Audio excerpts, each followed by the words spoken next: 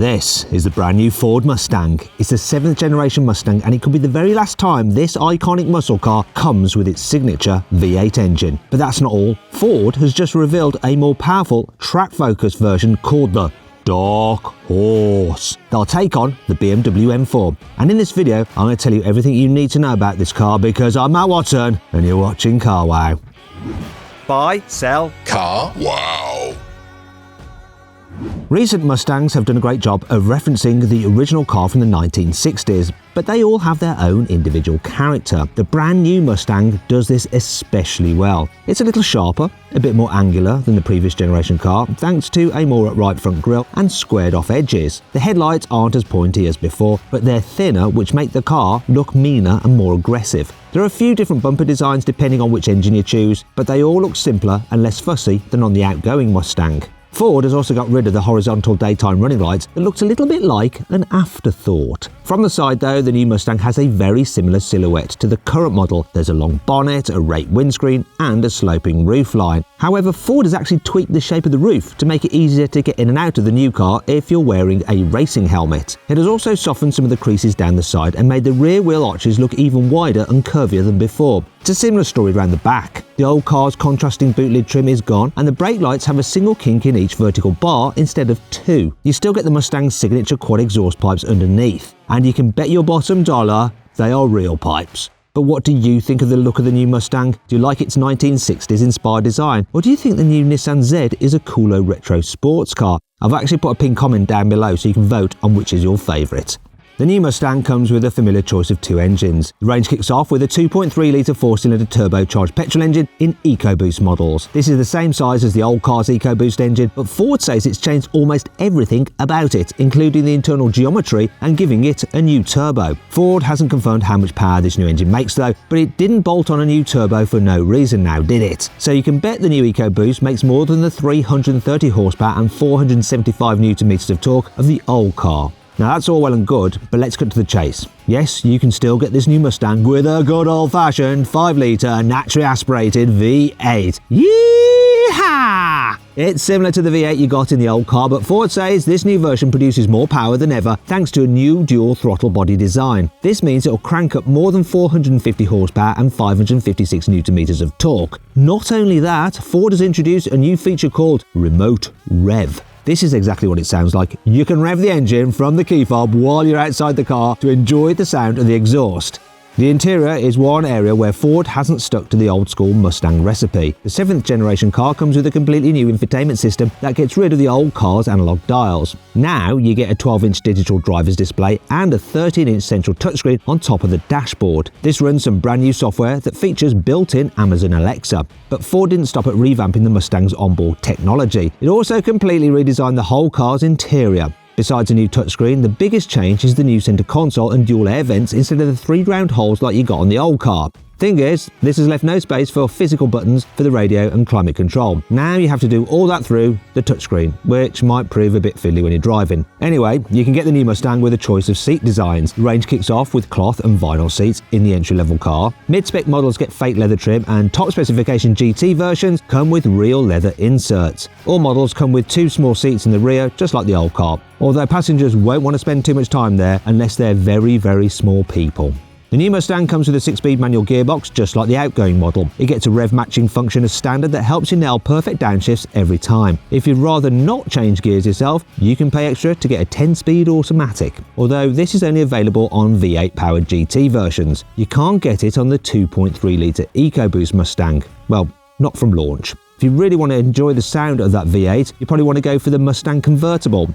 Yes, this new 7th generation model continues the rich history of drop-top muscle cars. Ford hasn't made it complicated. You get a fabric roof that folds away into the boot. Nice and simple. This soft top has been designed so that the mechanism doesn't take up too much space in the back. In fact, Ford says there's enough room back there to carry a couple of golf bags even with the roof stowed. The Ford Mustang doesn't have many direct competitors anymore. The Dodge Challenger and Charger will be phased out in 2023 to make room for the all-new electric Dodge Charger. The Chevrolet Camaro is another famous muscle car that'll bite the dust, this time in 2024. You'll still be able to buy a Corvette for a good few years, but that's more of a budget supercar than a muscle car now, isn't it? This means the closest alternatives to the all-new Mustang are Japanese sports cars like the Toyota Supra. So how do these cars compare? Well, Ford hasn't confirmed any performance stats, but when you consider that the new V8 is going to have more power than the old car, it's not going to be slower, is it? Today's Mustang GT with a manual gearbox does 0 to 60 miles an hour in 4.6 seconds. The Auto is a little bit quicker. It'll do 0 to 60 in 4.3 seconds. Coincidentally, those are exactly the same times that a 3-litre Toyota Supra will do with a manual and automatic gearbox. It's a safe bet then that the new V8 Mustang will be a touch quicker than that. Cars with an automatic gearbox could get close to doing 0 to 60 miles an hour in 4 seconds flat. Now, if you want to see how the current Ford Mustang compares to the new Toyota Supra over the standing quarter mile, then just click on the pop-out banner that should be appearing in the top right-hand corner of the screen, or follow the link in the description below to watch my drag race. All new Mustangs come with independent front and rear suspension like you got on the old model, but Ford has given the 2023 car a new steering rack to make it feel sportier to drive. You can adjust exactly how sporty the car feels using 6 selectable drive modes. There's normal, sport, slippery, drag, track, and a customizable profile when you can tweak all the settings individually. On top of that, you also get all the usual driver assistance systems, including adaptive cruise control, traffic sign recognition, and automatic emergency braking.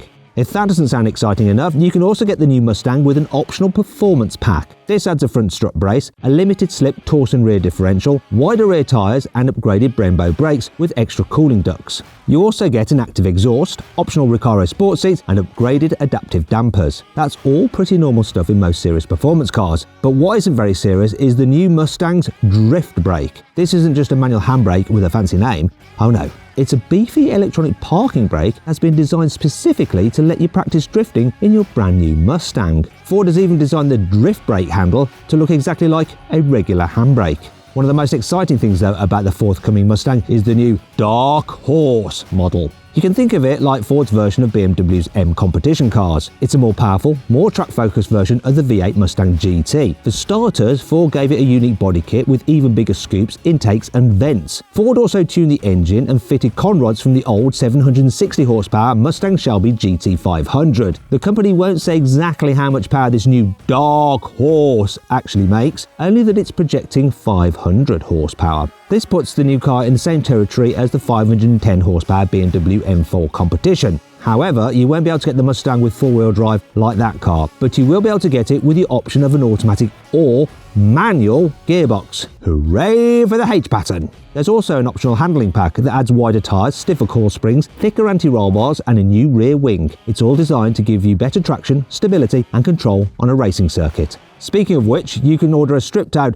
Dark Horse S and Dark Horse R if you plan to do some serious racing in your new Mustang. These get rid of any unnecessary weight and you can even order them with a roll cage, safety nets and a fire suppressant system. They're basically Ford's version of the BMW M4 CSL. The new Mustang will go on sale in the USA in 2023. Ford hasn't confirmed how much it'll cost yet, but it'll probably set you back slightly more across the range than the outgoing car. In America, a 2.3-litre EcoBoost Mustang will set you back just under $29,000, while a V8 GT model costs a smidge under $40,000. Expect the new Mustang to add a few $1,000s to each of those price tags, and if you want to buy one in Europe or the UK, you'll have to wait a fair bit longer and you'll have to pay more when it finally does arrive.